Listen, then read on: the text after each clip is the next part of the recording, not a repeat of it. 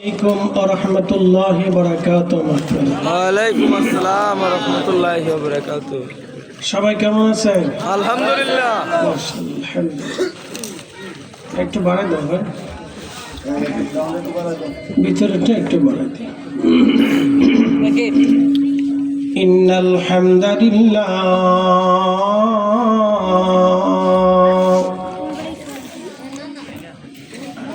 ইন্নাল হামদালিল্লাহি আসসালাতু ওয়াসসালামু আলা রাসূলিল্লাহি ওয়া আলা আলিহি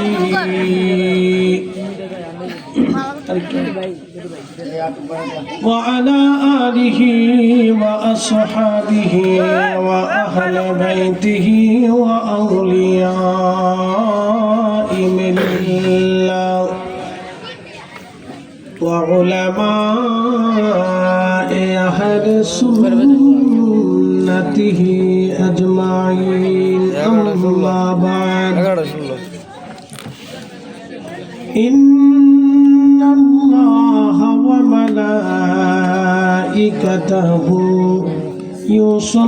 يصلون على النبي يا أيها الذين آمنوا صلوا عليه وسلموا تسليما.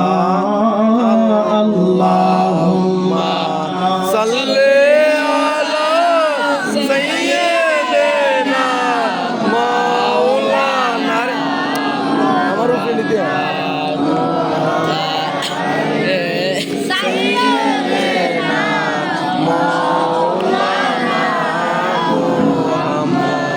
নবীর ইশকে জানু দিল ভাই, এ ভুবনে কাঁদে না। রোজা হাসরে ভাই জান তারা নবীজির দেখা পাবে না। আল্লাহুম্মা সাল্লি আলা সাইয়্যিদিনা মাওলানা মুহাম্মাদ ওয়া আলা আলি সাইয়্যিদিনা মাওলানা মুহাম্মদ। লা ইলাহা ইল্লাল্লাহ জোরে লা ইলাহা ইল্লাল্লাহ ও লা ইলাহা ও লা ইলাহা হাসবি রাব্বি জাল্লাল্লাহ মা ফি কলবি গায়রুল্লাহ। নূর মুহাম্মদ সাল্লাল্লাহু লা ইলাহা ইল্লাল্লাহ লা ইলাহা ইল্লাল্লাহ লা ইলাহা ইল্লাল্লাহ। আসিয়া বলে আল্লাহ আল্লাহ, ফেরাউন দিছে কতই জ্বালা। আল্লাহ বলে ও জিবরাইল, আল্লাহ বলে ও জিবরাইল খুলো হে জান্নাতের তালা। লা ইলাহা ইল্লাল্লাহ লা ইলাহা ইল্লাল্লাহ লা ইলাহা ইল্লাল্লাহ লা ইলাহা ইল্লাল্লাহ মুহাম্মাদুর রাসূলুল্লাহ সাল্লাল্লাহু আলাইহি ওয়াসাল্লাম। সোনা রামপুর মধ্যপাড়া যুবকদের উদ্যোগে ওলিয়ে কামিল শাহ সুফি হযরত মাওলানা শাহ সাহেব রহমতুল্লাহ আলাইহির হুজুরের স্মরণে ১৬তম বার্ষিক ওয়াজ দুয়ার মাহফিলের সম্মানিত সভাপতি জনাব সেলিম মিয়া সাহেব, ৩ নং ওয়ার্ডের আশুগঞ্জ সদর পরিষদের সম্মানিত চেয়ারম্যান মেম্বার, আজকের যিনি প্রধান অতিথি জনাব মোহাম্মদ হেলাল খান সাহেব, আশুগঞ্জ সদর ইউনিয়ন পরিষদের সম্মানিত চেয়ারম্যান, বিশেষ আলোচক মুফতি মোহাম্মদ রেদওয়ান হুসাইন আল কাদরি সাহেব, আপনাদের এলাকারই সন্তান, বিশেষ আকর্ষণ হযরত মাওলানা কারি আল আমিন আল কাদরি সাহেব সহ সকল সম্মানিত ওলামায়ে কেরাম, উপস্থিত সকল অতিথিবৃন্দ, এলাকার গণ্যমান্য ব্যক্তি, সম্মানিত মুরব্বী, কলিজার টুকরো যুবক, পর্দানিসীন আমার সম্মানিত মা বোনেরা, মাইকের আওয়াজ যতদূর পর্যন্ত যাচ্ছে আমি সকলকে মোবারকবাদ জানাই।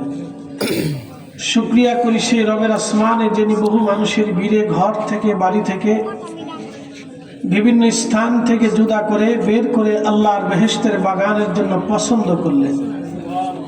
মনিবের আসমানে বুলন্দ আওয়াজে একসাথে শুকরিয়া আদায় করে বলি আলহামদুলিল্লাহ। আলহামদুলিল্লাহ।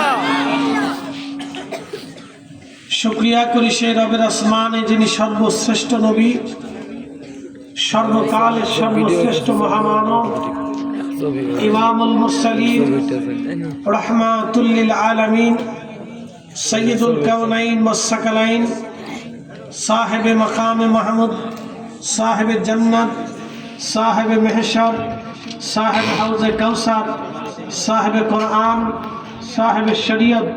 ঠিক আছে, ঠিক আছে। সেই মহান নবীর উম্মত হিসেবে আল্লাহ আপনাকে এবং আমাকে পছন্দ করেছেন। মনিবের আসমানে বুলন্দ আওয়াজে একসাথে আমরা শুকরিয়া আদায় করে আবার বলি আলহামদুলিল্লাহ। আলহামদুলিল্লাহ। প্রিয় উপস্থিতি, আজকের এই পবিত্র ক্ষণে সামনে লাইলাতুল মেরাজ, প্রিয় নবীজি ধরা নামে থেকে আল্লাহর মেরাজ করেছিলেন, অর্থাৎ একেবারে সন্নিকটে 16 তারিখ দিন যে রাত, পবিত্র মেরাজুন নবীর রজনী। আল্লাহ এই রাত স্মরণীয় বরণীয় করে রেখে আল্লাহ তার রসুলের জন্য এই রাতটাকে আল্লাহ নির্ধারিত এবং নির্বাচিত করেছেন। ঠিক আছে, অত কোনোটা একটু সরাসরি আসে তো এই জন্য ডিসকানেক্ট হচ্ছে, অসুবিধা নেই, চলবে ইনশাআল্লাহ। এই পবিত্র মেরাজে প্রিয় নবীজি বললেন, আমি বাইতুল আকসাতে উপস্থিত। আমি লম্বা আলোচনায় যাব না, বাইতুল আকসার একটা ঘটনা আপনাদের সামনে উপস্থাপন করি। বাইতুল আকসার সেই পাথরটা এখনো আছে, যে পাথরের লোহার আংটার সাথে নবী আলাইহিস সালামরা ঘোড়া গাধাগুলি এবং উটের রশি বাঁধতেন। সেই আংটার সাথে, সেই লোহার আংটির সাথে নবীজির বোড়াকের রশি বাঁধা হল। প্রিয় নবী বললেন, বাঁধার পর আমি মসজিদের ভিতরে ঢুকলাম। ঢোকার পরে দেখি মুসা আলাইহিস সালাতুস সালাম দাঁড়ায় দাঁড়ায় নামাজ পড়তেছে। মুসা আলাইহিস সালামের চুলগুলি কুকরানো কুকরানো ছিল। আরবদের কিছু মানুষের দেখবেন চুল কুকরানো থাকে, এবং বেশি চুল কুকরানো আফ্রিকানদের পাওয়া যায়, তবে আরবদের সংখ্যা কম না। আরবিয়ানদের কিছু মানুষের চুল দেখবেন শক্ত শক্ত এবং কুকরানো কুকরানো চুল, গোধূম বর্ণের চেহারা, বেশি লম্বাও না ছোটও না। তিনি মিডিয়াম আকৃতির একজন মানুষ ছিলেন। প্রশ্ন এবং উত্তর ভালো করে বুঝবেন। আমরা যেটা চোখ দিয়ে দেখি এটা দেখি, কিন্তু যেটা দেখি না, আমাদের অদৃশ্যে অনেক ঘটনা পৃথিবীতে ঘটে যেটা আমরা দেখি না। যেমন পৃথিবীতে একটা জাতি আছে জিন। কখনো জিন জাতিদেরকে আপনারা সাধারণত দেখেন না, কিন্তু তাদের বাচ্চা কাচ্চা আছে, বিয়ে শাদী আছে, সন্তান আছে, দেশ আছে, সমাজ আছে, রাষ্ট্র আছে, আইন কানুন আছে, বিধি নিষেধ আছে, নামাজ আছে, জিকির ফিকির আছে, মাহফিল আছে, ওয়াজ নসিহত আছে, তসবিহ তাহলিল আছে। তাদেরও আমাদের যে শরীয়ত আছে তাদের একই শরীয়ত আছে। সুবহানাল্লাহ বললেন না? সুবহানাল্লাহ। জিনদের খাওয়া দাওয়া আছে, ঘুম আছে, বিশ্রাম আছে, মৃত্যু আছে, জানাজা আছে, তাদেরও আছে। আবার জিনদের ভিতরে হিন্দু জিন আছে, বৌদ্ধ জিন আছে, খ্রিস্টান জিন আছে, ইহুদি জিন আছে, মাজুসি আছে, নাস্তিকও আছে। জিনদের ভিতরে তো শ্রেণী বিন্যাস আছে, কোনোটা বড়, কোনোটা মেজো, কোনোটা সেজো। মানব জাতির ভিতরে দেখবেন এক জাত আছে, এটা আমেরিকান, এটা সাদা সাদা। ইউরোপিয়ানরা সাদা সাদা, আফ্রিকানরা কালা কালা, আর আমরা বাদামি বাদামি চেহারা। তো জিনদের ভিতরে এরকম কোয়ালিটি আছে। বুঝতে পারছেন? অথচ তাদের এই সৃষ্টিতে, এই পৃথিবীতেই তাদের বসবাস, আমরা তাদেরকে দেখি না। এই জন্য আল্লাহ রসুল বলেন, উম্মত, মাগরিবের সূর্য ডুবার পরে তোমরা তোমাদের বাচ্চাদেরকে তোমাদের নিয়ন্ত্রণে রাখো। কারণ রাত্রিবেলা আল্লাহ একটা জাতি, জিন জাতিদেরকে পৃথিবীতে বিচরণের অনুমতি দেয়। আমরা সন্ধ্যার সময় দেখবেন সমস্ত পাখিরা সন্ধ্যা সূর্য ডুবার আগেই তার ঘরে ফিরে আসে। গরু, ছাগল, হাঁস, মুরগি, ভেড়া, বকরি সন্ধ্যা লাগার আগেই দেখবেন তার ঘরে ফিরে আসার জন্য হইচই করে, কান্নাকাটি করে। মানব জাতিরাও ঘরে ফিরে আসার জন্য সবাই ব্যস্ত হয়ে যায়, দেখবেন সবাই তার ঘরে ফিরে আসার জন্য ব্যস্ততা দেখায়। কিন্তু সূর্য ডুবার পরে, মাগরিব আসার পরে আল্লাহ জিনদেরকে পৃথিবীতে বিচরণের অনুমতি দেয়। জিনেরা রাত্রিবেলা ঘোরাফেরা করে আর মানুষরা দিনের বেলা ঘোরাফেরা করে, মনে রেখে। এই জন্য আল্লাহ রাসূল বললেন, তোমরা তোমাদের বাচ্চাদেরকে নিরাপদ স্থানে তোমাদের নিজেদের দায়িত্বে রাখো, এটা রাত্রিবেলা ছেড়ে দিও না। কারণ জিনেরা হারিয়ে নিতে পারে, নিয়ে যেতে পারে, মেরে ফেলতে পারে। বুঝতে পারছেন? এই জন্য বাচ্চা কাচ্চাদেরকে খুব খেয়াল মতো, কেয়ারফুল করে রাখতে হবে। তো খুব মনোযোগ দিবেন। এই যে আমাদের চোখের অদৃশ্যে পৃথিবীতে ঘটনা ঘটে জিনদের ব্যাপারে, আমরা কি দেখি না? কিন্তু ঘটনার প্রতিনিধি ঘটতেছে। তাদের ভিতরে যুদ্ধ হয়, মারামারি হয়, খুন খারাপি হয়, ঝগড়া হয়, পিটিপিটি হয়, সালিশ দরবার আছে।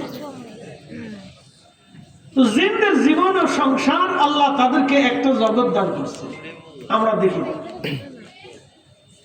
আপনার পিছনে আল্লাহ একটা গোয়েন্দা সংস্থা লাগাই রাখছে, আল্লাহর গোয়েন্দা।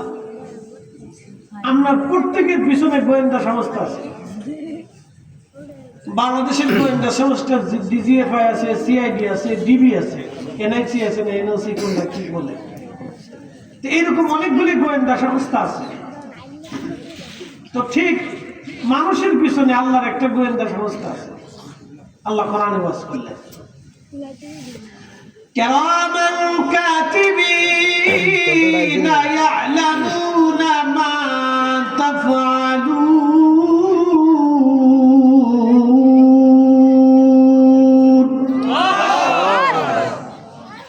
এই গোয়েন্দা সংস্থার নাম হচ্ছে কিরামান কাতিবিন।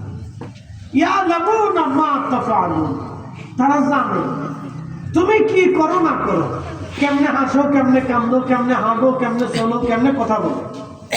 প্রত্যেক শ্বাসে নিঃশ্বাসে নিঃশ্বাসে কিরামান কাতিবিন সব লিখতেছে। একসাথে বলবেন আল্লাহু আকবার। তাহলে আল্লাহর থেকে বাঁচার কোনো রাস্তা আছে? কোনো রাস্তা নেই। প্রিয় উপস্থিতি হাজিরিন, খুব মনোযোগের সাথে কথাগুলি শুনবেন। আল্লাহর এই গোয়েন্দা সংস্থা প্রতিনিয়ত আপনি কি করেন আল্লাহর কাছে তথ্য পেশ করে থাকে। প্রতিনিয়ত তারা লিখতেছে আপনি কি করেন না করেন। এই গোয়েন্দা সংস্থা প্রত্যেক দিন মানব জাতির পিছনে আল্লাহ লাগায় রাখছে। এই যে কিরামান কাতিবিন আমাদের সাথে সব সময় আছে, কিন্তু আমরা কোনোদিন দেখি না। তাহলে আমাদের চোখের আড়ালে কি হয় আমরা তা দেখি না। হযরত নবী বললেন, মুসা কালিমুল্লাহকে দেখলাম বাইতুল আকসার ভিতরে নামাজে দাঁড়িয়েছেন, নামাজ পড়তেছিলেন তিনি। তার মানে কি বুঝলেন? হযরত নবী বললেন, আরো আমি দেখলাম ঈসা রুহুল্লাহ বাইতুল আকসার ভিতরে নামাজে দাঁড়িয়েছেন। তার চুলগুলি ঘাড় বাবড়ি, এত সুন্দর চুল যেন মনে হচ্ছে চুল বে বে বে বে পানির ফোঁটা পড়তেছে, এত সুন্দর চুল। আমি দেখলাম সাইয়েদনা ইব্রাহিম খলিলুল্লাহ তিনি দাঁড়িয়ে দাঁড়িয়ে নামাজ পড়তেছেন। ইব্রাহিমকে দেখতে একেবারে তোমাদের নবীর মতো দেখা যায়। একবার জোরে বলা যাবে আল্লাহু আকবার। শোনেন, ভালো করে মাসলা শুনেছেন। এক সাহাবী এসে বলতেছেন, আমার স্ত্রী সুন্দর, আমিও সুন্দর, আমার ভাই বেরাদার, বাবা মা, আত্মীয় স্বজন, শ্বশুর বাড়ি সবাই সুন্দর, কিন্তু আমার তুলা কালা, সন্দেহ লাগতেছে। কি মারাত্মক কথা না? আল্লাহ রাসূল ধমক দিলেন, থাম। কোন স্ত্রী স্বামীর সন্তান ব্যতীত অন্য কোন পুরুষের সন্তান তার গর্ভে ধারণ করে না। থাম। স্ত্রীর প্রতি এইভাবে সন্দেহ করবে না। আল্লাহ নবী বলে দিলেন, আমার সাহাবী, লাল ঘোড়ার থেকে কি সাদা ঘোড়ার জন্ম হয় কিনা বলা হয়? কালো ঘোড়ার থেকে কি সাদা ঘোড়ার জন্ম হয় কিনা বলা হয়? বলে কেন হয়? লাল ঘোড়া থেকে তো লাল ঘোড়া আসার কথা ছিল, সাদা থেকে সাদা, কালো থেকে কালো, কিন্তু লাল ঘোড়া থেকে সাদা কেন হলো? কালো ঘোড়া থেকে সাদা কেন হলো? বলে ইয়া রাসূলুল্লাহ, ওই ঘোড়ার নসলে বংশের ভিতরে কেউ না কেউ কোনো ঘোড়া কালো ছিল অথবা সাদা ছিল, সেই জন্যই ঘোড়াটাও সাদা হয়েছে। আল্লাহ নবী বলেন, সাহাবী তাহলে শোনো, তোমার বংশের ভিতরে কেউ না কেউ কালো ছিল, এই জন্যই কালোর তাসির তোমার সন্তানের গায়ে লেগেছে। একসাথে বলবেন আল্লাহু আকবার। জীবনে এই মাসলা জানতেন না, আজকে তো জানাই দিলাম। জিন্দেগিতেও জানতেন না, বহুবার শুনছেন, কিন্তু আজকে শুনে দিলাম। এটা জানার বিষয়। এই যে আমাদের জানার অদৃশ্যে কত ঘটনা সৃষ্টিতে ঘটে, আমরা কিন্তু জানি না। কি কথা ঠিক আছে কিনা? জানি কি না? জানি না। এখন জানি না বিদায় যে নাই, এই কথা বললে বোকামি। আল্লাহ নবী বলেন, হযরত ইব্রাহিম খলিলুল্লাহ দেখতে আমার মতো, আমি ইব্রাহিমের মতো। সাইয়েদুল ইব্রাহিম দোয়া করতেন, রব্বুল আলামিন, আল্লাহ আপনি আমার নসলে আখিরি নবী পাঠাবেন, আল্লাহ আমার নসলে আখিরি নবী দিবেন, আল্লাহ আমার নসলে আপনি আখিরি নবী দিবেন। কারণ ইব্রাহিম জানতেন তার নসলে আখিরি নবী যদি আসে তাহলে ইব্রাহিমের বংশের মর্যাদা বেড়ে যাবে। ইব্রাহিম আলাইহিস সালামের দুইটা সন্তান ছিল, একটা সন্তানের নাম হযরত সাইয়েদুনা ইসমাঈল, আরেকটা সন্তানের নাম হযরত ইসহাক। ইসহাক আলাইহিস সালামের আরেকটা সন্তান ছিল, সন্তানের নাম ইয়াকুব। হযরত ইয়াকুবের বংশে বনি ইসরাইল তৈরি হলো। বনি ইসরাইলের ৭০,০০০ নবী আল্লাহ পাঠাইলেন। হযরত ইয়াকুব আলাইহিস সালাতু ওয়াস সালাম তিনি বাইতুল আকসা মসজিদ নির্মাণ করেছিলেন প্রথম, আর হযরত ইসমাঈল আলাইহিস সালাম বাইতুল্লাহ কাবা শরীফ নির্মাণ করেছিলেন।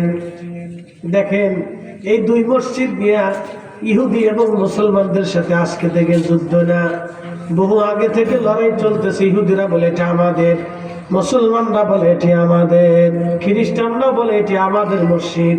এই জন্য বাইতুল আকসা কেউ কোনোদিন বোমা মেরে ভাঙবে না। ইহুদিরা ভাঙবে না, খ্রিস্টানরা ভাঙবে না, মুসলমানরাও ভাঙবে না।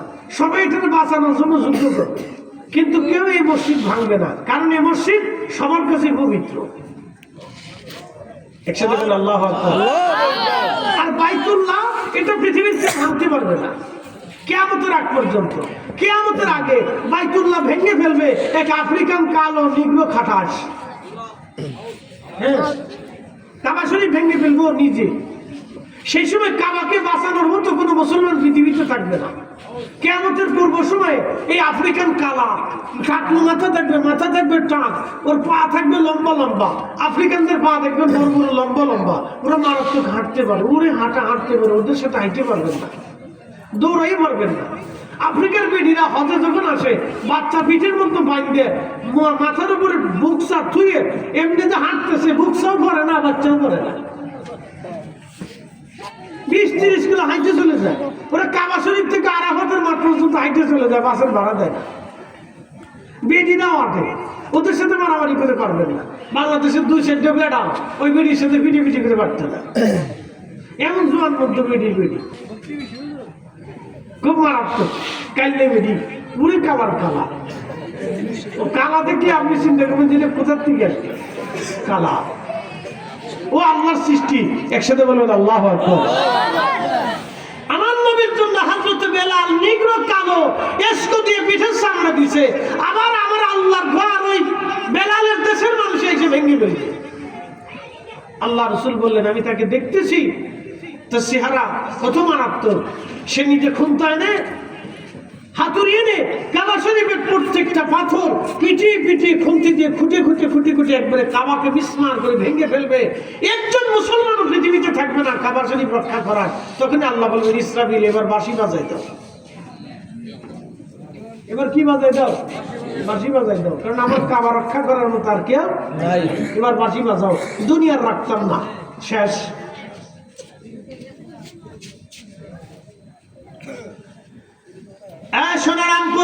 ভালো করে শুনে যাবেন হাজিরিন। কাবা শরীফের গল্প শুনিয়ে দিলাম আপনাদেরকে। কাবা শরীফ হযরতে ইব্রাহিম খলিলুল্লাহর সন্তান ইসমাঈল আলাইহিস সালামের নসলে আল্লাহ পাক আখিরি নবী পাঠালেন। ইব্রাহিম দোয়া করতেন, আল্লাহ আমার নসলে আখিরি নবী পাঠাবেন, এই জন্য ইব্রাহিমের জন্য নবী বলতেন ওয়াদা ইব্রাহিম খলিলুল্লাহ। আমি ইব্রাহিমের দোয়ার ফসল, ইব্রাহিম আমার জন্য দোয়া করতেন। তোমরা উম্মতরা দুরুদের ভিতরে আমার ইব্রাহিমের নাম লিখে দাও। এই জন্য সাহাবীরা প্রশ্ন করলো, নাহনু সাল্লাইনা ফি সালাতিনা ইয়া রাসূলুল্লাহ, নবীজি নামাজের ভিতরে আমরা কোন দুরূদ শরীফ পড়ব আপনি শিখিয়ে দেন। এই শুনেন, এই মাসগুলো শুনে যান। নাহনু সাল্লাইনা ফি সালাতিনা, ফি সালাতিনা আমাদের নামাজের ভিতরে আমরা কোন দুরূদ শরীফ পড়ব আপনি আমাদের শিখিয়ে দেন ইয়া রাসূলুল্লাহ। নামাজের ভিতরে কোন দুরূদ পড়েন? দুরূদে ইব্রাহিম পড়েন না? আচ্ছা বলেন তো, ইব্রাহিম আলাইহিস সালামের নামটা কে দিল? আমার রাসূল যদি ইব্রাহিম আলাইহিস সালামের নাম দুরূদে লিখে না দিতেন, কোন বাপের বেটার জন্ম ছিল ইব্রাহিম আলাইহিস সালামের নাম দুরূদে লাগাই দিবে না? ভাই কি কথা বল না কেন? কোন মায়ের বেটা ছিল পৃথিবীতে আমার রাসূল লিখে না দিলে কোন মায়ের বেটার জন্মই হতো না যে সাইয়েদনা ইব্রাহিম আলাইহিস সালামের নাম লিখে দিবে। ঠিক সেটা কোন আল্লাহু আকবার, আল্লাহু আকবার, আর জোরে বলেন আল্লাহু আকবার। আপনি বলেন ইব্রাহিম আলাইহিস সালামের কারণে কি নবীর দাম বাড়লো, না আমার রাসূলের কারণে ইব্রাহিমের দাম বাড়লো? বুঝে গেছেন আপনি সূত্র বুঝে গেছেন? এই জন্য কাজী নজরুল কবিতার ছন্দে লিখেছেন, ধুলির ধারা বেহেশত আজ জয় করিল দিল রে লাজ, আজকে খুশির ঢল নেমেছে ধূসর সাহারা রে সাগর আকাশ বাতাস দেখবি জগিয়া। কি মুসল্লিরা পারেননি? মুসল্লি করা সামনের কাছে রেখে বুঝে নিচ্ছে কিতার লেগে যে বই রয়েছে সেটা আমল জানে, কিন্তু বলা যাবে না, বলা যাবে না যে কিসের লেগে বুঝে নিচ্ছে। চিন্তা করতে আজকে মারা যাবো, শহীদ যাবো, তো রাস্তা ছাড়তাম না, যা করে খোদা অসুবিধা নেই।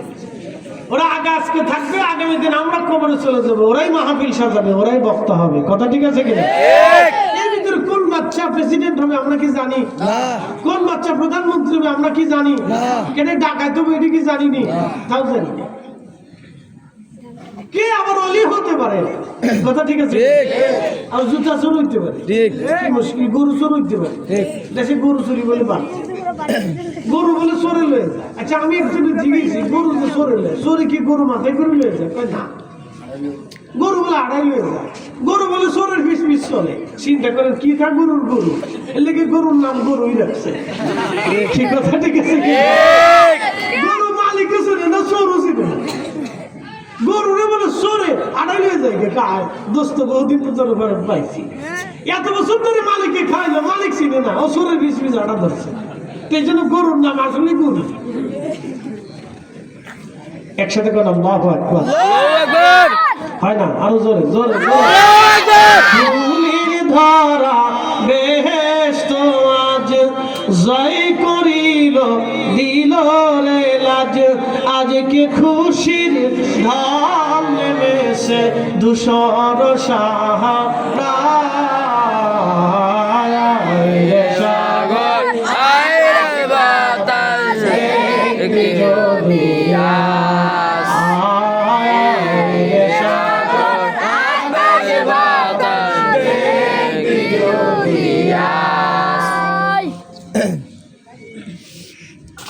সুগন্ধবাসী ভালো করে শুনে যাবেন, হযরতে সাইয়েদনা ইব্রাহিম আলাইহিস সালামের দুইজন সন্তান ইসহাক এবং হযরত ইসমাঈল আলাইহিস সালাম। হযরত ইসহাকের নসলে আল্লাহ পাক বনি ইসরাইল দিয়ে দিলেন। বনি ইসরাইলে 70,000 নবী আল্লাহ পাঠাইলেন। 70,000 নবী বাইতুল আকসায় নামাজ পড়েছেন। 70,000 নবী বাইতুল আকসায় ইমামতি করেছেন।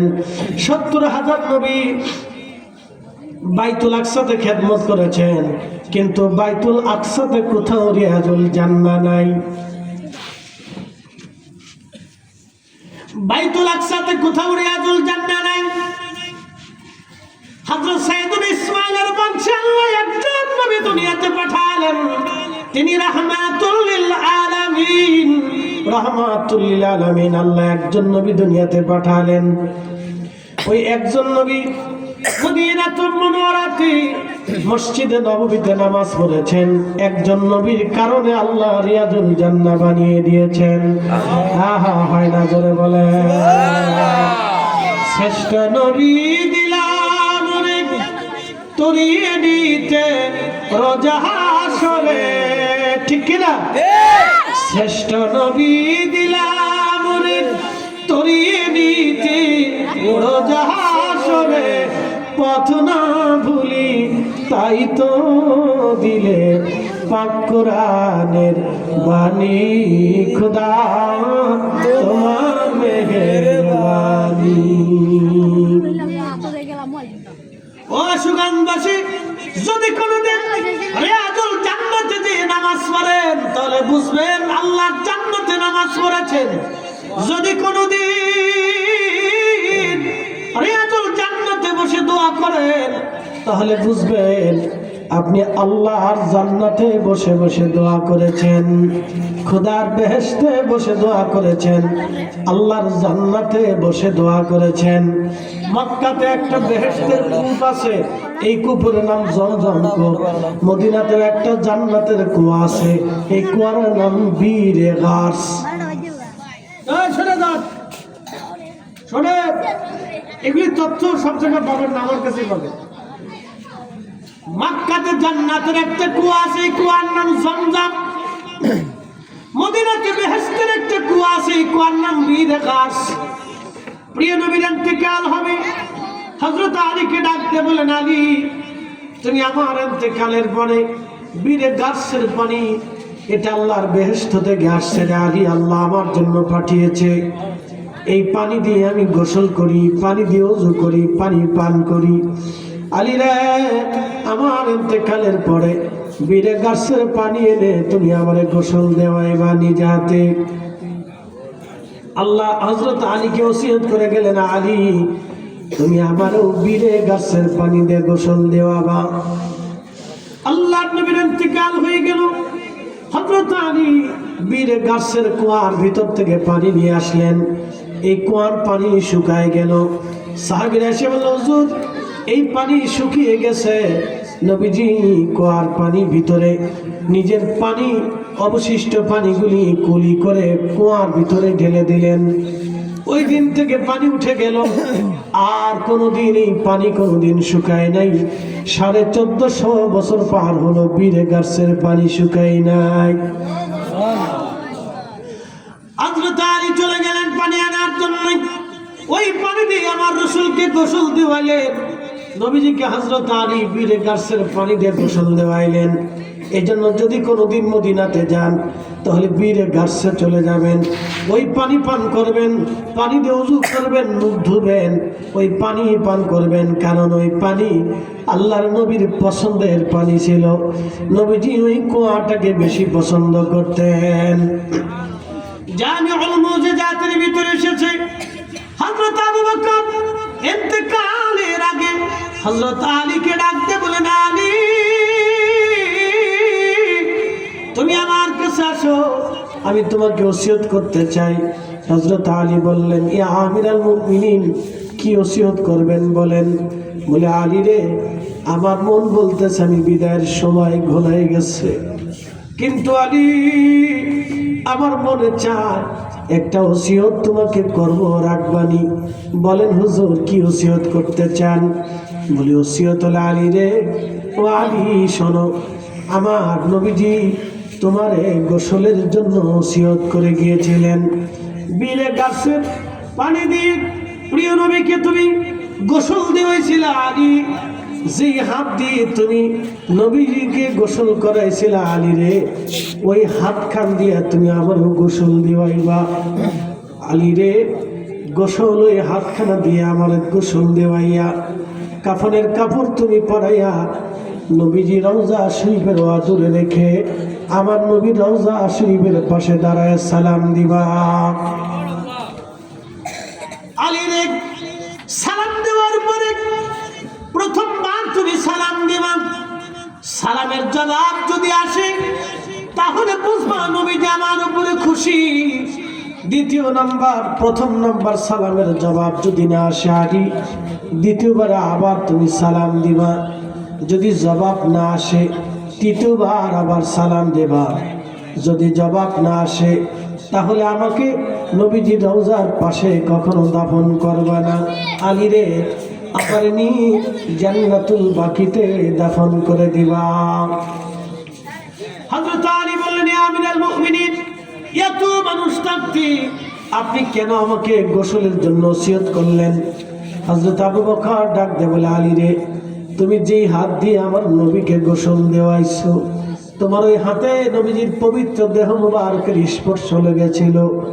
আলী, আমি আবু বকর চাই মরণের সময় কবরে যাওয়ার আগে তুমি ওই হাতখানা দিয়ে আমার শরীরে গোসল করাইয়া দিবা। যেই হাত দিয়ে তুমি নবীরে গোসল করাইছিল আলী, ওই হাত দিয়ে তুমি আমারে গোসল দেওয়াইবা।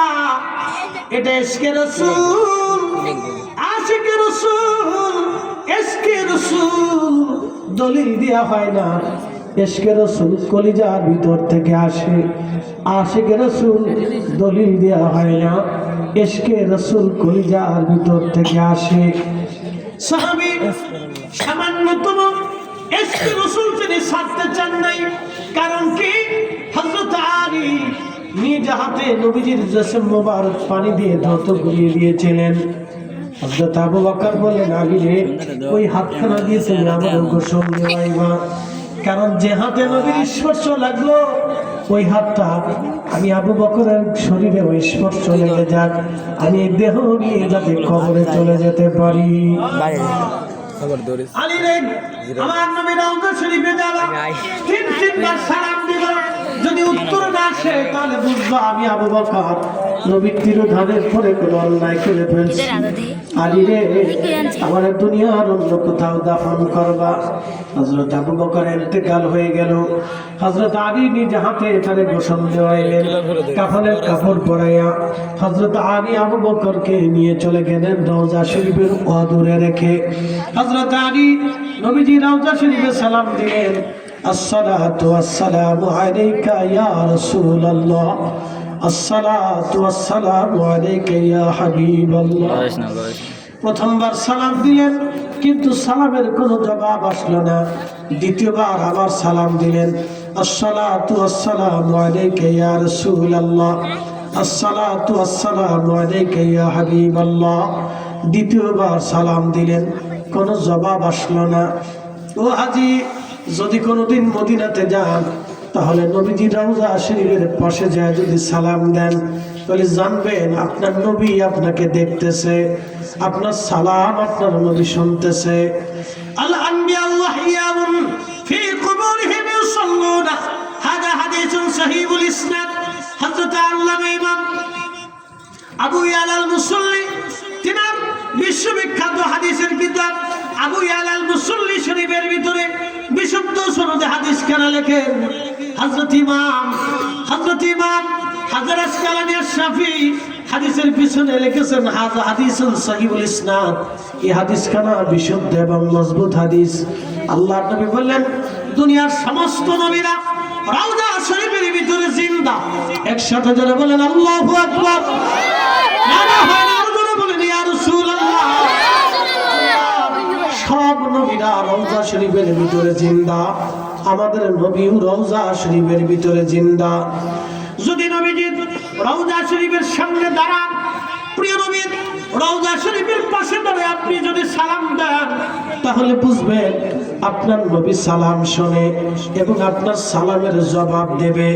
কিন্তু ওই উম্মতের সালামের জবাব নবী দেয় না, যে উম্মত বাবা মার খেদমত না করে মদিনায় চলে যায়, ওই উম্মতের সালামের জবাব নবী দেয় না। যে উম্মত অন্য মানুষের হক মেরে দিয়ে নবীজি রওজা শরীফের সামনে দাঁড়ায়, ওই উম্মতের সালাম নবী জবাব দেয় না। যে উম্মত সুদ খায় নবীজি রওজা শরীফে দাঁড়ায়, ওই উম্মতের সালামের জবাব নবী রওজা শরীফে দেয় না। যে উম্মত ঘুষ খায়া অন্যের রক্ত চুষিয়া খায়, ওই উম্মতের সালামের জবাব আমার নবী দেয় না। আশুগঞ্জবাসী ভালো করে শুনে যাবেন, আমার নবীজি রওজা শরীফে জিন্দা, প্রিয় নবী রওজা মুবারকে জিন্দা। আল্লাহু আকবার। আমার নবীজি উম্মতকে দেখে, এই জন্য নবী বলেন মান যারা কবরি, উম্মত রে আমার রওজা শরীফের পাশে যদি তোমরা দাঁড়াও, মান যারা কবরি ওয়াজাবাত লাহু শাফাআতি ইয়াউমাল কিয়ামা, আমার রওজা শরীফের পাশে তুমি যদি দাঁড়াও উম্মত, তাহলে তুমি শুনে নাও, শুনে নাও রে আমার উম্মত, আমার রওজার পাশে দাঁড়ায় সালাম দাও, তাহলে কিয়ামতের ময়দানে তোমাকে সুপারিশ করা আমি নবীর জন্য ওয়াজিব হয়ে যায়, ওয়াজিব হয়ে যায়। একসাথে জোরে বলা যাবে আল্লাহু আকবার। মে কবরে अंधेरी में घबराऊंगा जब तन्हा में, कब्रे अंधेरी में घबराऊंगा जब तन्हा, इमदाद मेरी करने आजान रसूल अल्लाह, इमदाद मेरी करने आजान रसूल अल्लाह, रोशन मेरी तुरबत को लिल्लाह जरा करुणा, जब वक्त न जा आए आका दीदार आता करना,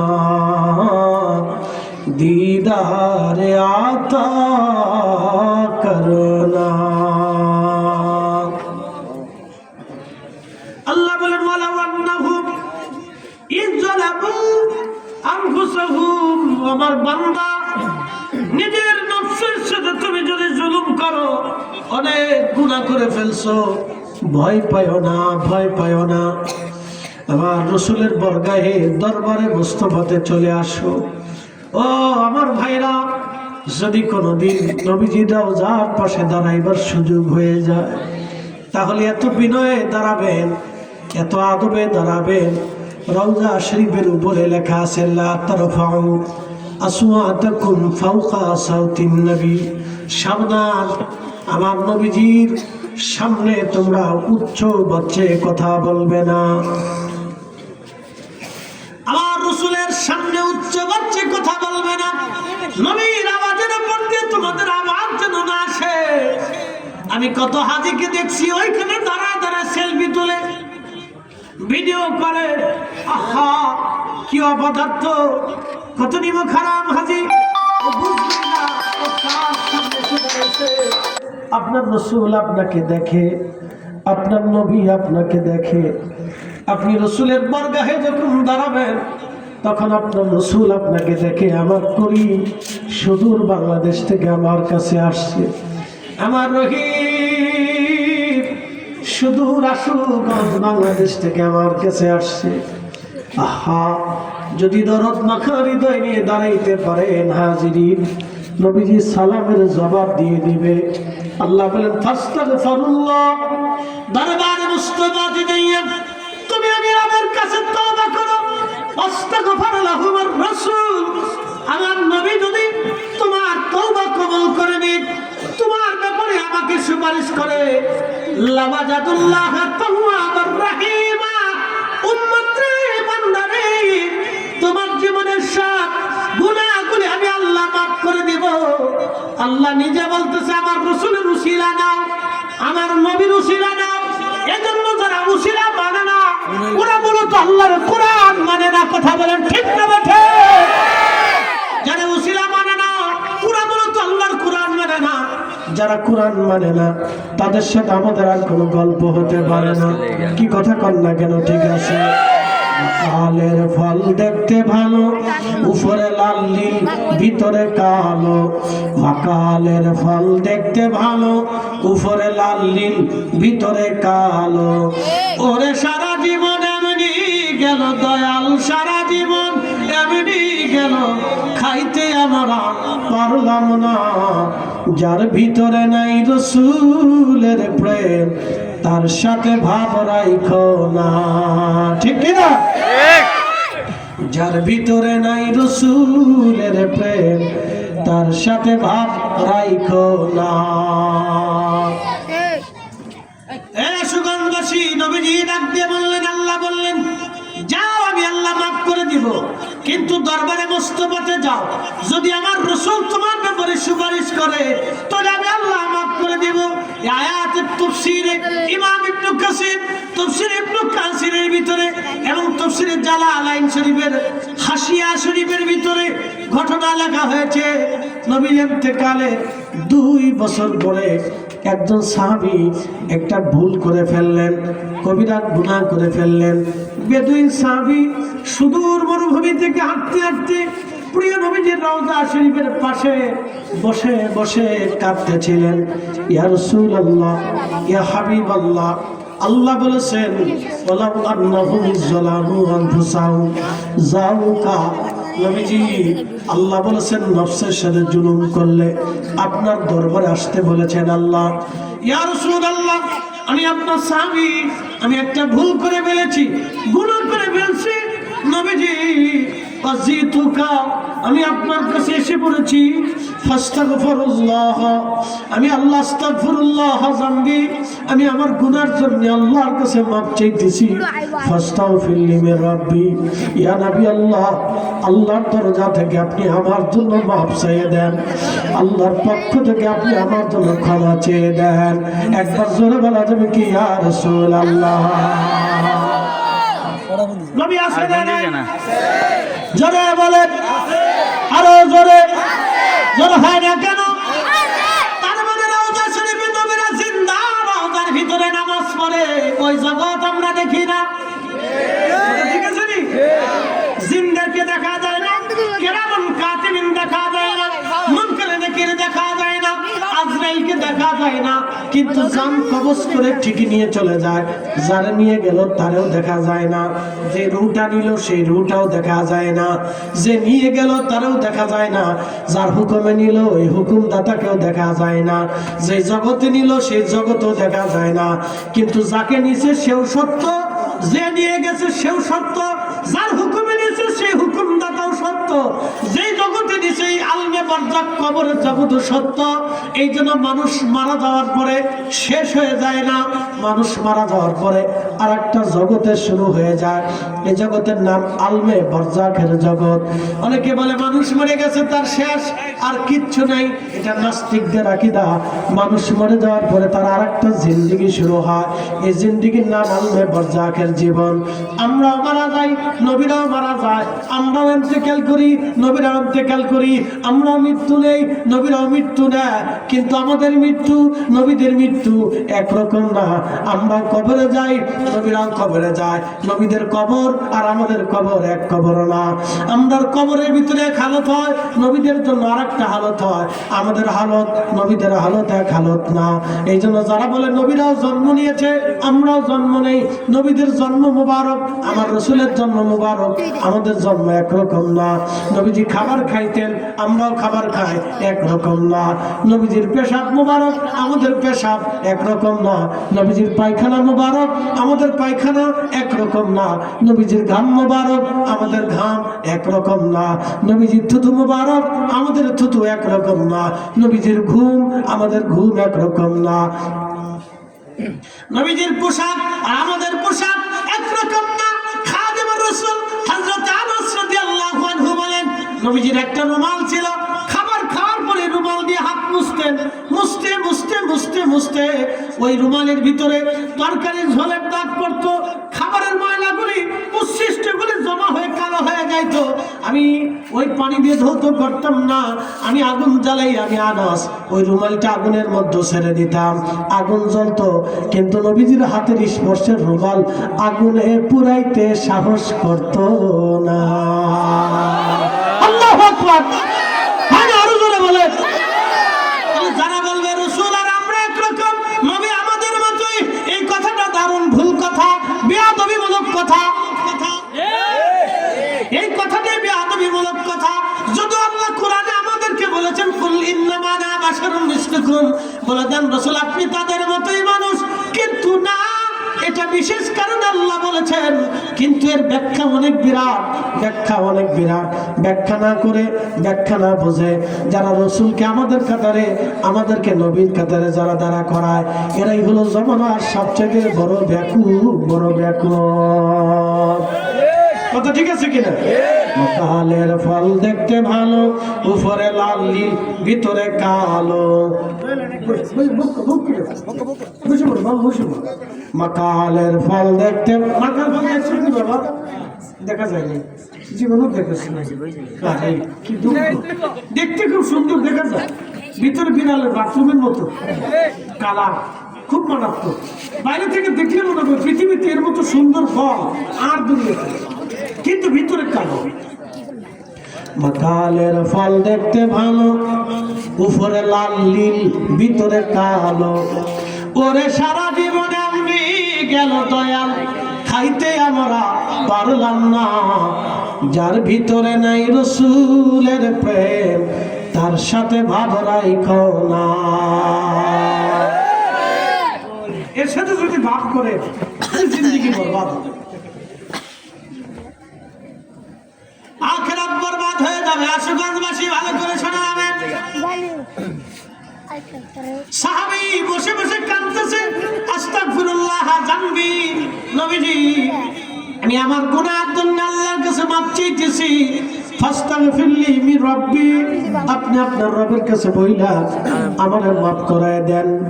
অনুদিয়া মিন কবরিহি, নবীজি রওজা শরীফ থেকে আওয়াজ আসলো, আকাদ গফারা লাক, উম্মত রে তোমার জীবনের গুনাহ আল্লাহ মাফ করে দিছে। হ্যাঁ হয় না, জোরে বলেন আল্লাহু আকবার। আল্লাহু আকবার। রাসূল আসে না নাই? আসে না নাই? রওজা শরীফে দাঁড়াইলে দাঁড়ানোর আগে হিসাব করে দাঁড়াইতে হবে। কথা ঠিক আছে কিনা?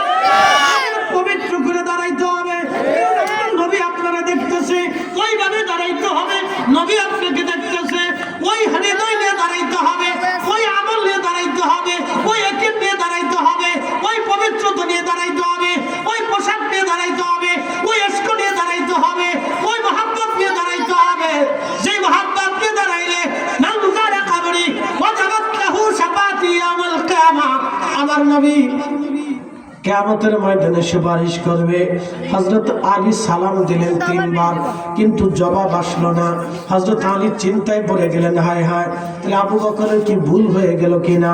ফিরে চলে আসবেন, তখনই নবীজির রওজা থেকে আওয়াজ আসলো, নবীজির রওজা শরীফ থেকে আওয়াজ আসলো, আদখিলিল হাবিবা মাল হাবিবে, মাল হাবিবে হাবিবে মুশতাকুন, বন্ধু বন্ধুকে বন্ধুর কাছে রেখে দাও, কারণ বন্ধু বন্ধুর জন্য অপেক্ষায় আগ্রহী হয়ে আছে।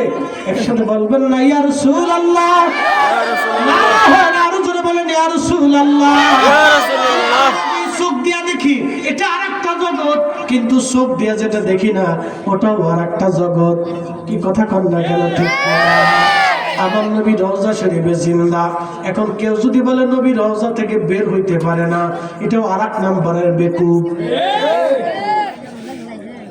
কেউ যদি বলে রওজা শরীফ থেকে নবী বের হইতে পারে না, যদি এই কথা বলে, তাহলে মুসা কালিমুল্লাহ নিজের রওজা শরীফ থেকে বাইতুল আকসায় কেমনে গেল? ঈসা রুহুল্লাহ চতুর্থ আসমান থেকে বাইতুল আকসায় কেমনে আসলো? ইব্রাহিম খলিলুল্লাহ সপ্তম আসমান থেকে বাইতুল আকসায় কেমনে গেল? হযরতে ইসমাঈল আলাইহিস সালাম রওজা শরীফ থেকে বাইতুল আকসায় কেমনে গেল? হযরতে হারুন আলাইহিস সালাম রওজা শরীফ থেকে বাইতুল আকসায় কেমনে গেল? 2,24,000 নবী, কেউ আসমানে ছিল, কেউ জমিনে ছিল, কেউ রওজা শরীফে ছিল, কেউ জান্নাতে ছিল। যার যার অবস্থান থেকে সেই সেই সময় বাইতুল আকসাতে আমার নবীর পিছনে নামাজ পড়ার জন্য দাঁড়ায় গেল। তার মানে বোঝা গেল নবীরা রওজা থেকে বের হইতে পারে। আজকে কোন জোরে বলে নবীদের নামাজ মিথ্যা হয়ে যাবে, মেরাজের নামাজ মিথ্যা হবে, মেরাজের নামাজ চলে মিথ্যা হয়ে যাবে। অতএব রাসূলেরটাই সত্য, মেরাজে নবী নামাজ পড়েছে সত্য, নবীরা রওজা থেকে বাইতুল আকসা গেছে এটাও সত্য। কি কথা বলবে কে? খালি রওজা শরীফ থেকে নবী বের হতে পারে কি পারে না? আসে কি আসে না? এখন আপনাদেরকে বলে দিয়ে যাই, আল্লাহ রাসূল বলেন আমার উম্মত মান রাআনি ফিল মানামি ফাকাদ রাআল হক, স্বপ্নে যদি আমারে দেখো, আমারই দেখছো, ফাকাদ রাআল হক, বাস্তবেই তুমি আমাকে দেখছো। কারণ শয়তান আমার সুরত ধরতে পারে না। আমি নবীকে দেখছো, আমি নবী নিজে আসি, ছবি আসি না। আমি নবী নিজে আসি, ছবি আসি না। একসাথে জোরে বলেন মারহাবা। বন্ধু ভাইরা বলছে হুজুর বেলালের ওয়াজ শোনাবেন। বেলালের ওয়াজ অটোমেটিক আপনাদের সামনে এসে গেল।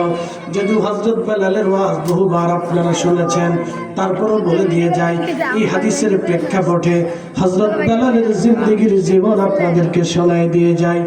নবীজির ইন্তেকাল মদিনাতুল মুনাওয়ারায় হয়ে গেল, বুঝতে পারতেছেন নবী নাই। এই বিরহ বেদনা সাহাবীদের মানতে খুব কষ্ট হচ্ছিল। এমনকি নবীজির একটা উট ছিল, উটের নাম ছিল কাসমা। এই কাসমা উট একাধারে 3 দিন নবী বিরহে বেদনায় কেঁদে কেঁদে কাসমা হয়রান হয়ে গিয়েছিল। এই কাসমা বিরহ বেদনা সহ্য করতে না পেরে একটা কুয়ার ভিতরে ঝাঁপিয়ে পড়ে আত্মহত্যা দিল। কারণ বিরহ বেদনা বড় ভয়াবহ, বিরহ বেদনা বড় মারাত্মক, বিরহ বেদনা বড় কঠিন।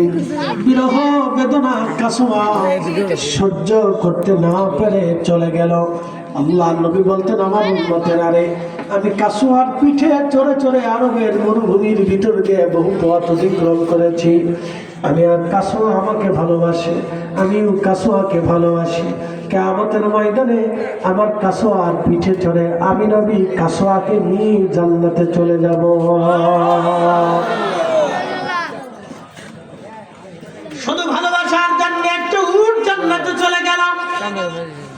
যদি কোনদিন মদিনাতে যান, উহুদের পাহাড়ের পাশে দাঁড়াবে। সহিহ বুখারীতে আসছে নবী বলতেন উহুদ তুমি আমাকে ভালোবাসো, আমিও তোমাকে ভালোবাসি। আর আবাবিল জান্নাহ, এই উহুদ হলো জান্নাতের একটা পাহাড়। উহুদ জান্নাতের একটা পাহাড়। উহুদ নবীকে ভালোবেসে জান্নাতে চলে গেল। উহুদ আল্লাহর জান্নাতের ভিতরে থাকবে। ভালো করে শুনে যাবেন আপনারা। মদিনাতে আর একটা পাহাড় আছে, পাহাড়ের নাম জাবাল আইর।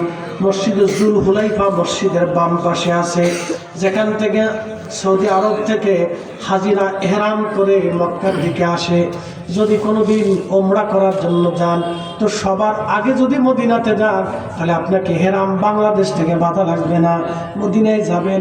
মদিনার থেকে মক্কায় যাওয়ার সময় আপনি জুল হুলাইফা মসজিদ থেকে এহরাম বেঁধে চলে যেতে পারবেন। আর যদি মক্কাতে সবার আগে যান, তাহলে বাংলাদেশ থেকে এহরাম বেঁধে যেতে হবে, অথবা মসজিদে আয়েশা থেকে আপনি এহরাম বাঁধতে পারেন। খুব মনোযোগ দিয়ে শুনবেন ও আশুগঞ্জবাসী। নবী বিরহে মদিনার মানুষ পাগল পারা হয়ে গেল। হযরত বেলাল আযান বন্ধ করে দিলেন। আযান দিতে পারতেন না, কারণ আযানের ভিতরে একটা নাম আছে, আশহাদু আন্না মুহাম্মাদার রাসূলুল্লাহ সাল্লাল্লাহু আলাইহি ওয়াসাল্লাম।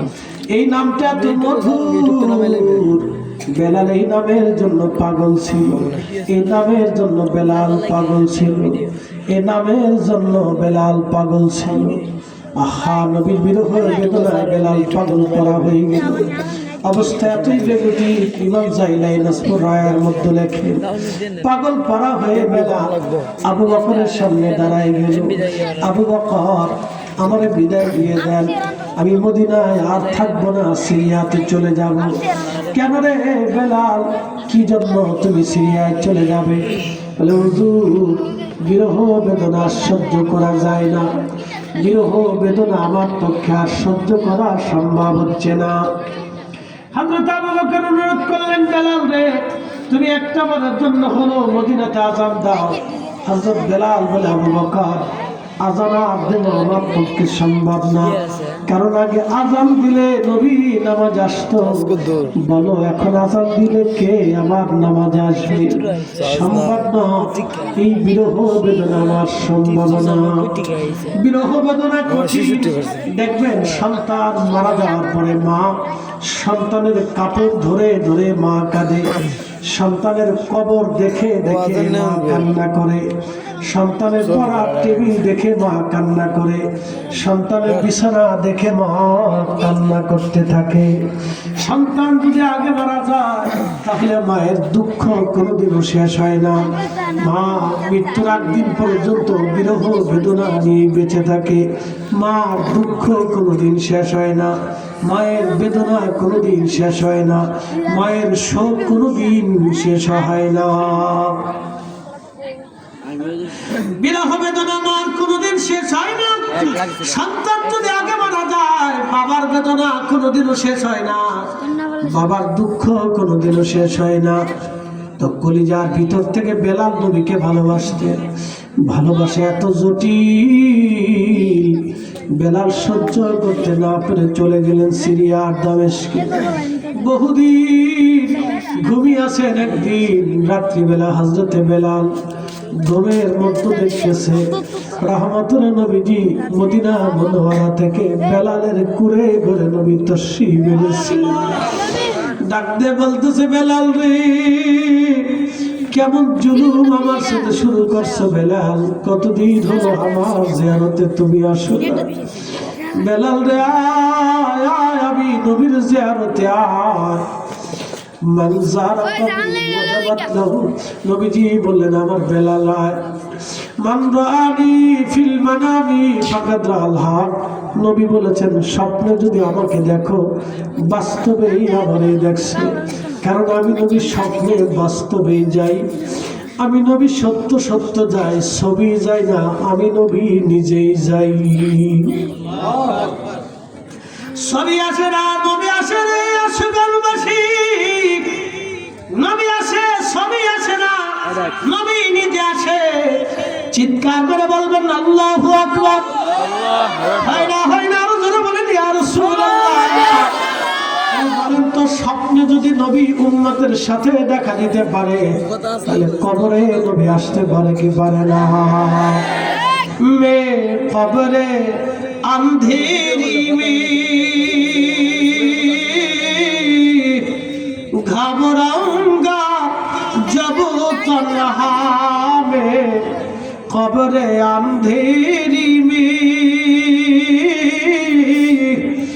घबराऊंगा जब तन्हा, इमदाद मेरी करुणे आजान रसूलल्लाह, इमदाद मेरी करुणे आजान रसूलल्लाह। रोशन मेरी तुर्बत को लिल्लाह जरा करुणा, जब वक्त न जा आए आका दीदार आता करुणा, दीदार आता करुणा।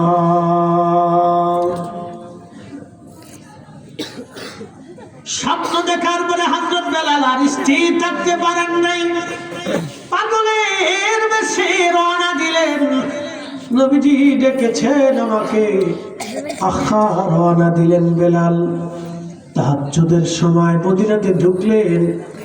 ঠিক রওজা শরীফ কাঠের জালি মোবারক দিয়ে ঘিরে রাখা ছিল, খেজুর পাতার ছাউনি, মাটির দেওয়াল। যেই হুজরাতে নবীজি আম্মা জান আয়েশাকে নিয়ে থাকতেন, ওই হুজরাতে নবীজিকে দাফন করা হয়েছে। বর্তমানে যেখানে রওজা শরীফ, দেখবে বাম পাশে একটা জানালা খোলা আছে, কিয়ামত পর্যন্ত এই জানালাটা খুলে রাখা হবে।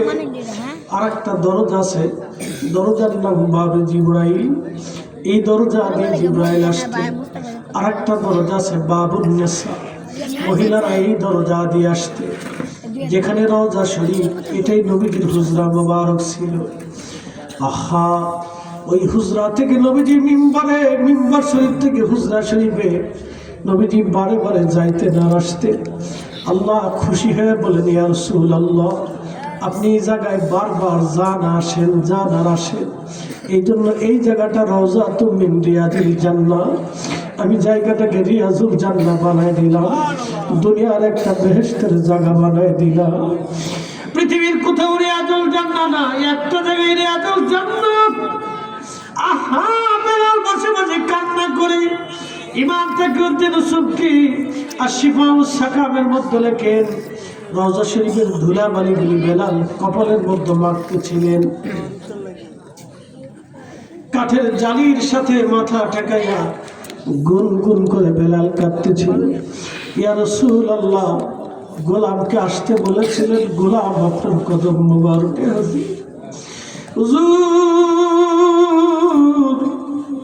আমি আসছি, আমি হাজির হয়েছি। ইয়া রাসূলুল্লাহ, আপনার কদম মুবারকে আমি হাজির হয়ে গেছি। ইয়া নবী আল্লাহ, আপনার কদম মুবারকে আমি হাজির, আপনার কদম মুবারকে আমি হাজির হয়ে গেছি। ঠিক এমন সময় সাহাবীরা এসে বলল, ওগো বেলাল, বহুদিন হলো তুমি আর আজান দেও নাই, একটা বার এই মদিনায় আজান দিয়ে যাও। বেলাল কাদের বলে, সাহাবীরা রে, তোমরা আমাকে অনুরোধ করো না, এই আজানটা আমার পক্ষে আর সম্ভব হবে না, এই আজান আর সম্ভব না।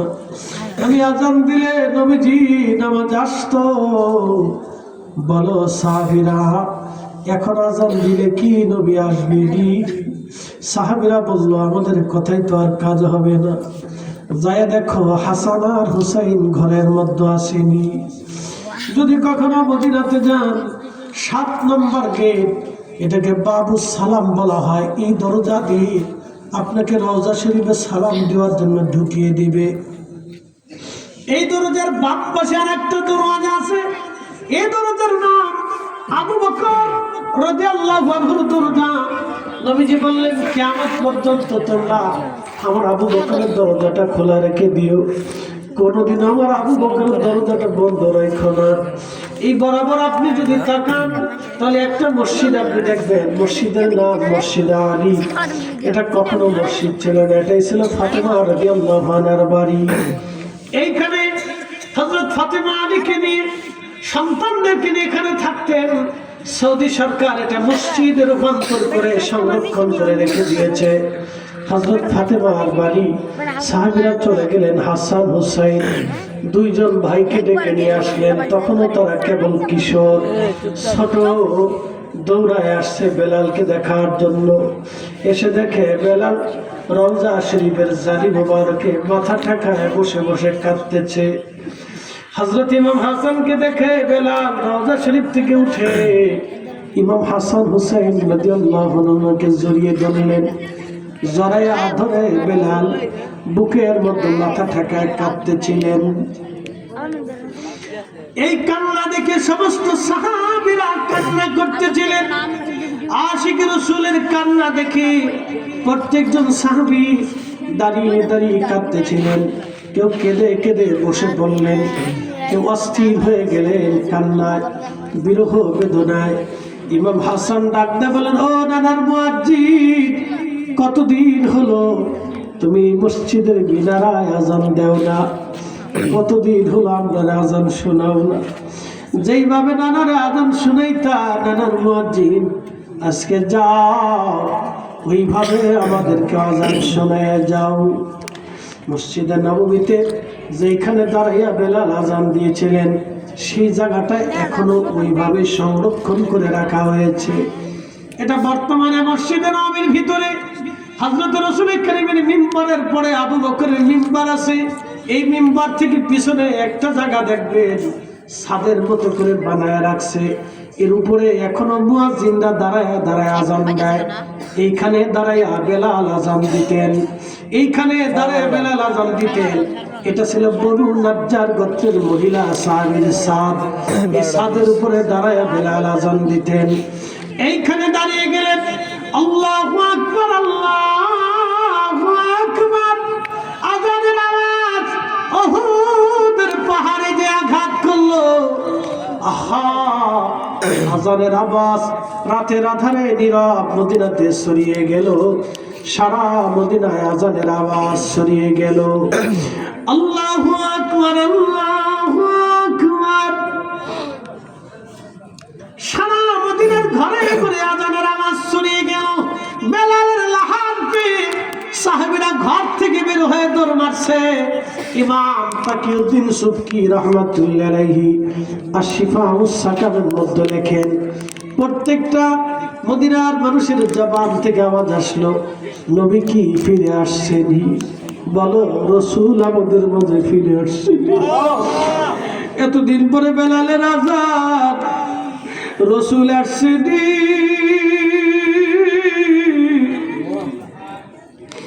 কারণ বেলাল আজান দিলে রাসূল নামাজ আসতেন। বেলাল থাকলে বোঝা যাইত রাসূল মদিনাতে আছে। বেলাল থাকলে বোঝা যাইত নবী মদিনাতে আছে, নবী ফিরে আসছেনি। রাসূল আমাদের মধ্যে ফিরে আসছেনি। সাহাবীরা কাঁদতেছিলেন, প্রত্যেকজন সাহাবী কাঁদতেছে, নবী আসছেনি, নবী আসছেনি। হে রাসূল, তোমায় ভালোবাসি, অন্তরে শুধু মুখে নয়, জান্নাতের আশায় নয় রাসূল, জাহান্নামকে ডরি না। তোমায় পাওয়ার আশায় মন ছুটে যায় মদিনায়, তোমায় পাওয়ার আশায় মন ছুটে যায় মদিনায়। এ আশিক দিদার দাও না, আর দূরে থাকিও না। এ আশিক দিদার দাও না, আর দূরে থাকিও না। হে রাসূল, তোমায় ভালোবাসি, অন্তরে শুধু মুখে নয়, জান্নাতের আশায় নয় হে রাসূল, জাহান্নাম কেউ ডরি না। সারা মদিনাতে কান্নার রোল পড়ে গেল। একজন সাহাবী ঘরের ভিতরে নাই, সব ঘর থেকে বের হয়ে গেছে। নারীরা, মেয়েরা, বাচ্চারা, যুবকরা ঘর থেকে বের হয়ে মসজিদের দিকে দৌড়ায় দৌড়ে আসতেছিল। রাসূল আসছেনি, নবী বুঝি আমাদের মাঝে ফিরে আসছে। যখন হযরত বেলাল আযান দিলেন, আশহাদু আন্না মুহাম্মাদার রাসূলুল্লাহ,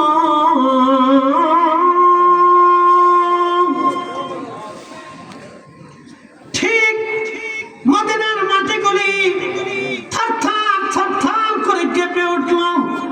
চিৎকার মেরে বলা যাবে কি, ইয়া রাসূলুল্লাহ, আমি জানি প্রেমে পাগল সে তো মদিনা, প্রেমানলে পুরে মরি, প্রেমানলে পুরে মরি, ওহে রাব্বানা। আমি জানি প্রেমে পাগল সে তো মদিনা। মদিনার মাটিগুলি থরথর থরথর করে কাঁপতে লাগলো।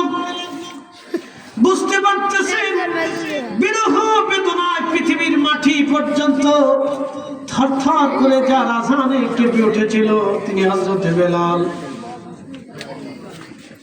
তাহলে আপনি বলেন তো আজানের ফুয়ুজুদ কত কঠিন ছিল, আজানের ফুয়ুজুদ কত কঠিন। মদিনার মাটি থরথর করে কেঁপে উঠল আজানে। তাহলে আপনি বোঝেন মাটি যেখানে স্থির থাকতে পারে নাই সেখানে সাহাবীরা কেমন পাগল পারা হয়ে গিয়েছিল। কোন সাহাবী মদিনার মাটির মধ্যে ধুলাবালির মধ্যে ঘোরাঘুরি করে কাঁদতেছিল, কোন সাহাবী নির্বাক হয়ে চোখের পানি ফেলে ফেলে কাঁদতেছিল, কোন সাহাবী দৌড়াইতেছিল আর কাঁদতেছিল, কোন সাহাবী মসজিদের খুঁটির সাথে হেলান দিয়ে দাঁড়ায় দাঁড়ায় কাঁদতেছিল। বেলালের হুঁশ ফিরে আসলো, বেহুশ হয়ে গেলেন। হুঁশ ফিরে আসার পরে রওজা শরীফের পাশে দাঁড়ায় সালাম দিয়ে বলেন, ইয়া রাসূলুল্লাহ, গোলাম কাশতে বলেছিলেন, গোলাম আপনার কদম মোবারকে হবে।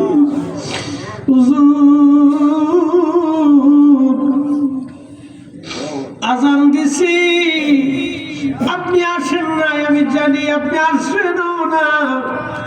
যদি আসেন তো কিয়ামত হয়ে যাবে, আসার তো আর সুযোগ নেই। ইয়া রাসূলুল্লাহ, যে আজানে নবী আসবে না আমি বেলাল আর কোনোদিনও সে আজান দিতে পারবো না। বিরহ বেদনা নিয়ে নবীর পাগল চলে গেলেন সিরিয়াতে, আর কোনোদিন মদিনাতে ফিরে আসেন নাই, আর কোনোদিন ফিরে আসেন নাই। বিরহ বেদনা নিয়ে চলে গেলেন, আর কোনোদিন ফিরে আসেন না, আর কোনোদিন তিনি ফিরে আসেন নাই। ওইভাবে বিরহ বেদনা নিয়ে তিনি চলে গেলেন, আর ফিরে আসেন নাই। এজন্য নবীজি যদি স্বপ্নে আসে তাহলে বুঝবেন বাস্তবে নবী আমাদের মাঝে আসছে। প্রশ্ন রাখবেন, ফরিদি হুজুর নবী কেমনে দেখবো? নবী যদি দেখতে চান দুরুদের আমল বেশি বেশি করে করতে হবে। প্রত্যেক দিন এশার নামাজের পরে দুরূদ শরীফ পড়ে পড়ে ঘুমায় পড়েন। একদিন নবীজি আপনার করে করে স্বপ্নে দিদার দিয়ে আপনার জীবন ধন্য বানায়া যাবে। আদখিলিল হাবিবা মাল হাবিবে, মাল হাবিবে মুশতাকুন। হযরত আবু বকরের জন্য নবী বললেন, বন্ধুকে বন্ধুর কাছে রেখে দাও, কারণ বন্ধু বন্ধুর জন্য আগ্রহী হয়ে অপেক্ষায় আছে। একবার জোরে বলা যাবে কি, ইয়া রাসূলুল্লাহ, ইয়া রাসূলুল্লাহ, ইয়া হাবিবাল্লাহ, ইয়া রাসূলুল্লাহ, ইয়া হাবিবাল্লাহ।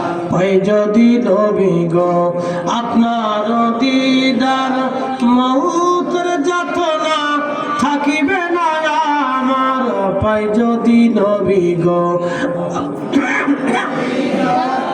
মউতের যাতনা থাকিবে না আমার, দয়া যে করিয়া দিও গো দিদার, দয়া যে করিয়া দিও গো দিদার। ইয়া রাসূলুল্লাহ, ইয়া হাবিবাল্লাহ, ইয়া রাসূলুল্লাহ, ইয়া হাবিবাল্লাহ।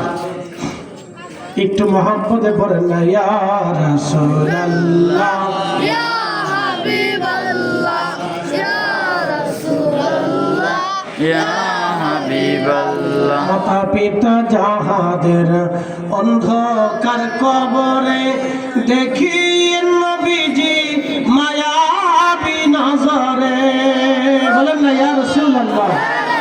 মাতা পিতা যাহাদের অন্ধকার কবরে দেখি নবীজি মায়াবী নজরে, তোরা লইয়েন হাসর মাঝারে, তোরা লইয়েন হাসর মাঝারে। ইয়া রাসূলুল্লাহ ইয়া হাবিবাল্লাহ ইয়া রাসূলুল্লাহ ইয়া হাবিবাল্লাহ জবান খুলে মোহাব্বতে আল্লাহ আল্লাহ আল্লাহ আল্লাহ আওয়াজ তুলে আল্লাহ আল্লাহ আল্লাহ আল্লাহ আল্লাহ আল্লাহ আল্লাহ আল্লাহ আল্লাহ তোমার লীলা कहलाओ কেউ বোঝে কেউ বুঝে না আল্লাহ তোমার লীলা कहलाओ কেউ বোঝে কেউ বুঝে না যাহা কাউকে রাখো গাছতলা তিহি কাউকে রাখো বালাখানায় আল্লাহ কাউকে রাখো গাছতলা তিহি কাউকে রাখো বালাখানায় আল্লাহ তোমার লীলা খেলা কেউ বোঝে কেউ বুঝে না ইয়া আল্লাহ আল্লাহ আল্লাহ আল্লাহ আল্লাহ আল্লাহ আল্লাহ আল্লাহ আল্লাহ আল্লাহ ইব্রাহিম তোমার নাম বেশিল নমরুদের আগুনে ফেলল ইব্রাহিম তোমার নাম বেশিল নমরুদের আগুনে ফেলল আগুন হইল ফুল বাগিচা পাশন কেন পড়ল না আল্লাহ আগুন হইল বাগিচা কেনে পড়ল না আল্লাহ তোমার লীলা খেলা কেউ বোঝে বুঝে না আরে কাউকে রাখো গাছ দহলা কাউকে রাখো বালাখানায় আল্লাহ কাউকে রাখো গাছ দহলা কাউকে রাখো বালাখানায় আল্লাহ লীলা খেলা কেউ বোঝে কেউ বুঝে না আল্লাহ আল্লাহ আল্লাহ জবান খোলে আওয়াজ তোলে আল্লাহ আল্লাহ আল্লাহ আল্লাহ আল্লাহ আল্লাহ আল্লাহ আল্লাহ আল্লাহ আল্লাহ আল্লাহ আল্লাহ আল্লাহ আল্লাহ আল্লাহ আল্লাহ আল্লাহ আল্লাহ আল্লাহ তোমারে নাম বেশিলাম তোর বাগানে সবাল করলো মশা তোমারে নাম বেশিল তোর বাগানে সবাল করলো পাহাড় পইরা সুরমা হইল মশা কেনে পুরল না আল্লাহ তোমার লীলা খেলা বুঝে না আল্লাহ আল্লাহ আল্লাহ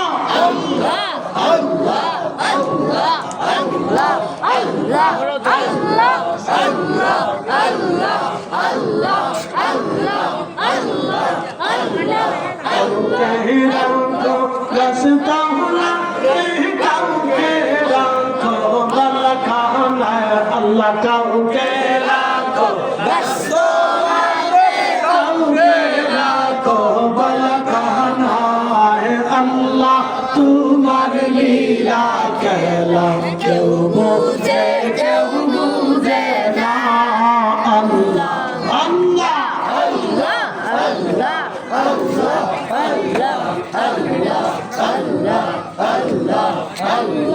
ইউনুস তোমার নবী ছিল মাসে তারে গিলে ফেলল ইউনুস তোমার নবী ছিল মাসে তারে গিলে ফেলল মাসের পেটে রইলে ইউনুস হজম কেন হইল না আল্লাহ তোমার লীলা খেলা কেউ বুঝে কেউ বুঝে না আল্লাহ আল্লাহ আল্লাহ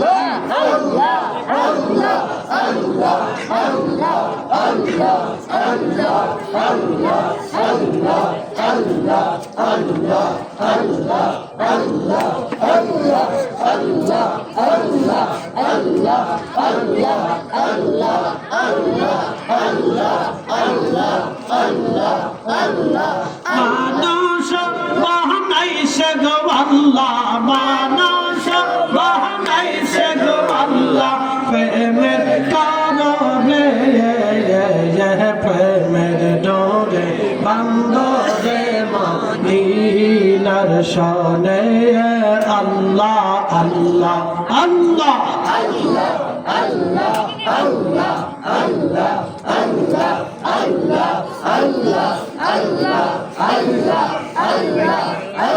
হাবিবকে পাঠাইছে গো আল্লাহ, হাবিবকে পাঠাইছে গো আল্লাহ, প্রেমের কারণে প্রেমের ডোরে বান্দরে মদিনার শনে আল্লাহ আল্লাহ